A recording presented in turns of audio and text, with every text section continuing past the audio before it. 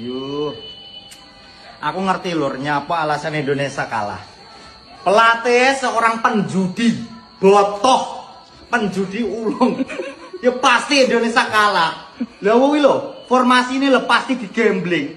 Dan iki sing info A1 teko utekku ya, teko pikiranku, aku yakin Patrick Kluivert saiki masang Australia selama gajinya nih. Makanya Indonesia dijur. Dia fokus awake dhewe kurang ajar Kluivert iki. Mana Jar, Patrick Kluivert jadi Jar. Lo kan bilang kemarin, gue pengen lihat dulu. Nah, udah lihat. Gue pengen lihat dulu. Lihat dulu. Lihat. Gimana Jar? Gak ada mental di sini. Kita di sini butuh hasil.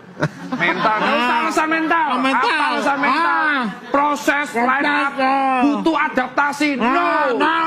Ya. We need result. We need win. Apa? Loh, saya udah bilang di awal lagi ganti pelatih. Baru 1 game. Udah aja pecat aja tuh pelatihnya.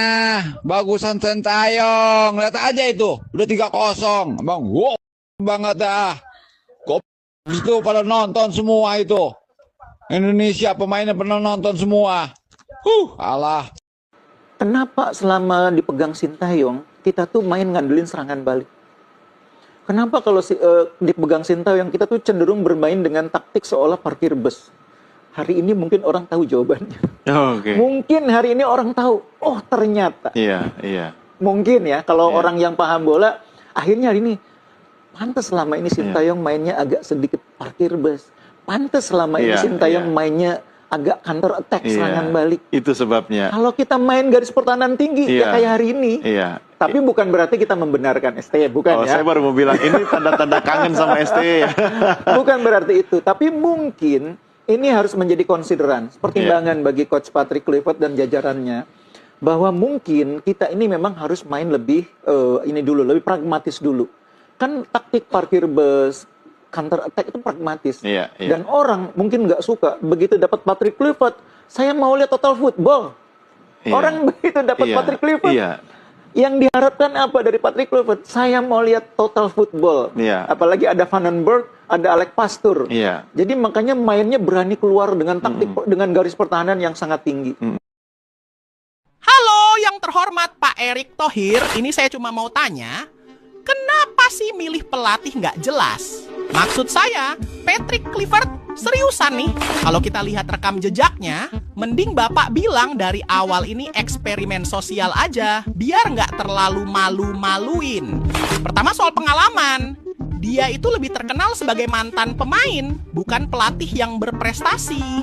Apa coba prestasinya di dunia kepelatihan? Kurasau. Ya, kita apresiasilah usaha bantu tim kecil. Tapi kan ini timnas Indonesia, Pak. Kita butuh pelatih yang udah proven, bukan yang masih belajar sambil jalan. Belum lagi ngomongin soal kontroversi. Nama Patrick Kluivert pernah terseret kasus perjudian ilegal loh. Hutang-hutang judi dia yang katanya gede banget itu apa nggak bikin Bapak was-was? Ini sosok yang mau Bapak percayakan untuk melatih tim nasional kita. Kalau sampai gagal, salahin siapa nanti? Garuda di dada?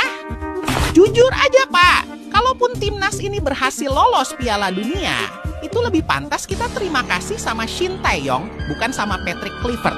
Shin itu pelatih yang udah kasih pondasi, udah benerin mental anak-anak tim kita, sampai bikin kita pede lawan tim besar. Tapi apa yang Shin dapat? Di-kick. Pulangkan Patrick! Pulangkan Patrick itu ke kampung halamannya! Kembalikan Sintayong! Kasih keluar, Kak! Ya, semuanya itu kan tadi berdasarkan 3. 1, programnya benar, konsisten, pelatihnya juga bagus, kualitas pemainnya juga harus bagus. Itu semua ketiga yang tidak bisa terpisahkan. Kalau cuma programnya bagus, pelatihnya nggak bagus, pemainnya nggak bagus ya.